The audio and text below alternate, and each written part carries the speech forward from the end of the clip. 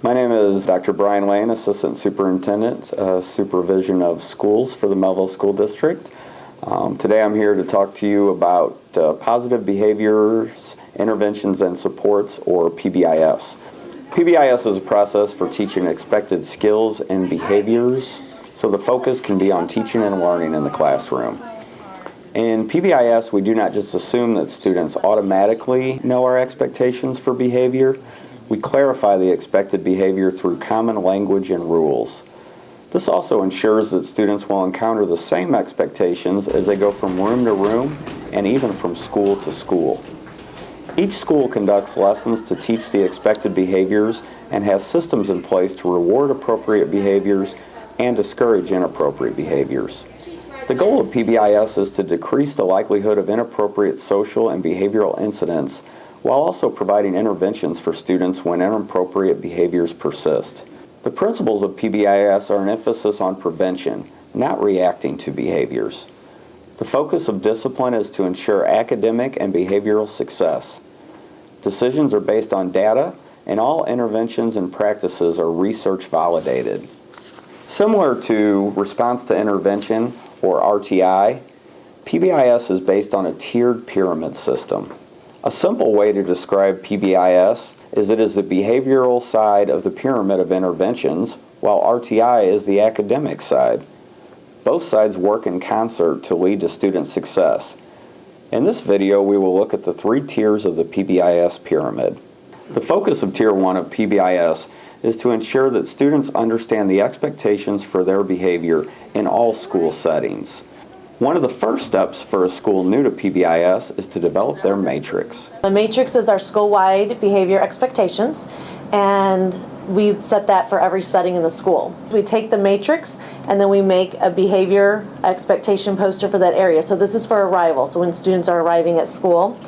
This would be an example of the cafeteria. And at Beasley, we have stairs that the students do go up and down for special area classes and things like this. So this is a hallway stair. So that's where you may see some variation from school to school. The schools develop universal signs that they display throughout the school to remind students of how to be successful. Signs are a big part of it because you constantly refer to those signs. Kids see those. They're visual reminders for the kids. If it's CAFUTI, if it's keeping our hands to ourselves, but they're very specific to those locations. In the restroom, it's all about using the restroom properly and keeping it clean, picking up the trash. In the cafeteria, it's all about using a certain level voice, or not running, walking, cleaning up after yourself. They're placed pretty strategically at the child level, and so you can see exactly what those expectations are. So they serve as both a reminder and as a visual teaching point. Each school also develops their own individualized system to reward students for meeting the school's expectations. At Blades, what we use is we have a drop system, and the students will earn these bucket drops, and whenever they are showing good character, being a good citizen around the building, following the school expectations, the PBIS routines are followed.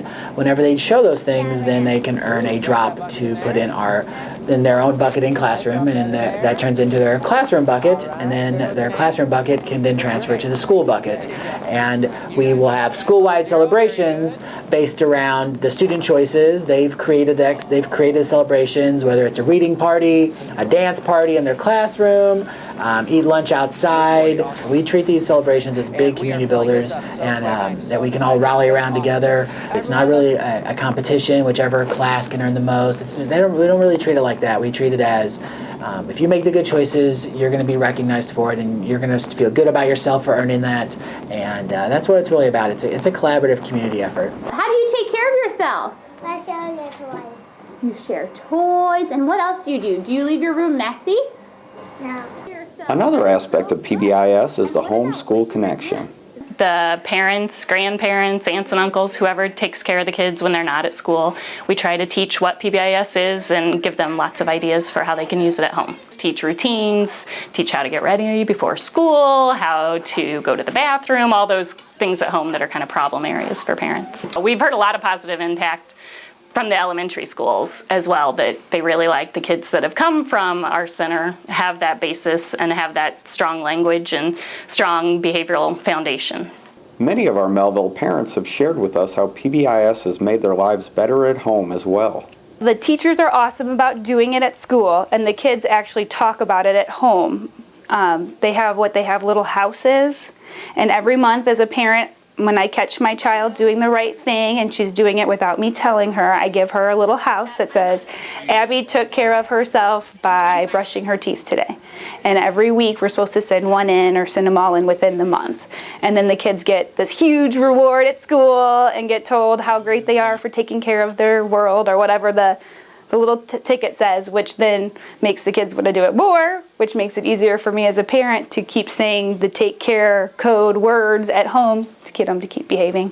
PBIS can impact the culture and climate of the entire school. We've been a PBIS school for a long time, over 10 years. Over the last 3 years, we've gone from 1,400 office referrals in 1 year down to 550 last year. We respect ourselves and others around us. We restrain from making bad decisions. We are responsible for our actions and words. We are Oakville Middle School. The 3 R's, the Oakville Way, is mentioned every day. Every day. One in our oath, and it's on the walls, painted permanently. And whenever teachers or I talk to a student about an issue, I say, did you follow the Oakville Way? PBIS is data-driven. Teachers and administrators meet regularly to analyze discipline data and to determine proactive steps to address the issues. An example would be if a school determined that an inordinate number of their discipline referrals were occurring on the bus. They would likely revisit the bus procedures and expectations by doing a lesson with the students. Another example might be an individual student that has received multiple referrals. The team would likely decide that the student needed an additional intervention. When a student is still struggling to meet the behavioral expectations of the school and is in need of additional supports, they are moved to the second tier of the pyramid. The student will then receive a specific intervention that addresses their need. A faculty member will lead the intervention with the student and track the student's progress on a regular basis. Check-in, check-out is an intervention for students who are exhibiting mild misbehaviors in class. So they're a little unorganized, they have trouble sitting in their seat, they have trouble remembering to raise their hand. If you don't turn in your homework a lot and you get like maybe an F, maybe, you have to use it to like try and get better grades. We talk with the child and say, is there a teacher with whom you feel comfortable in the school that you'd like to work with? And then we talk to that teacher and they become their mentor. So when the student gets to school, as soon as the bell rings, they go and they meet their mentor. The mentor has a short conversation. Hey, how was your night? Do you have your homework? Any questions? And then the mentor gives them what we call a daily progress sheet. At the end of first hour, about 30 seconds, the student walks up to their teacher and says, here's my sheet, how'd I do? And the teacher marks their behavior and has a quick conversation as to why they chose to mark the behavior the way they did. And the student goes on their way. That continues for every single class period of the day, and at the end of the day, the student returns to their mentor and shows the mentor their sheet and their data for the day. The mentor has a little conversation of, oh, I see you got a 1 here, why? Or don't forget to study for your test tomorrow. And the student takes that sheet home with them to show mom or dad so that mom and dad can have a conversation about their behavior. Last year, I started using it in the middle of the school year. I got an F through literature and language, and so she gave me a sheet. It was check in and check out, and so it kind of helped me because to remind me that I have to do my work more. And big question, how's your grade now? It's going good. Last year we had about 50 students on the program, and by the end of the year we had graduated nearly all of them off onto self-monitoring, so they were responsible for their own behavior. A very small percentage of students will still not be successful after receiving Tier 2 interventions and need a more intensive intervention. One example is a functional behavioral assessment. Maybe a student who's constantly acting up in class, so either they're maybe at the secondary level they act more like a class clown, or at the elementary level they're talking out and really trying to get the teacher's engagement a lot.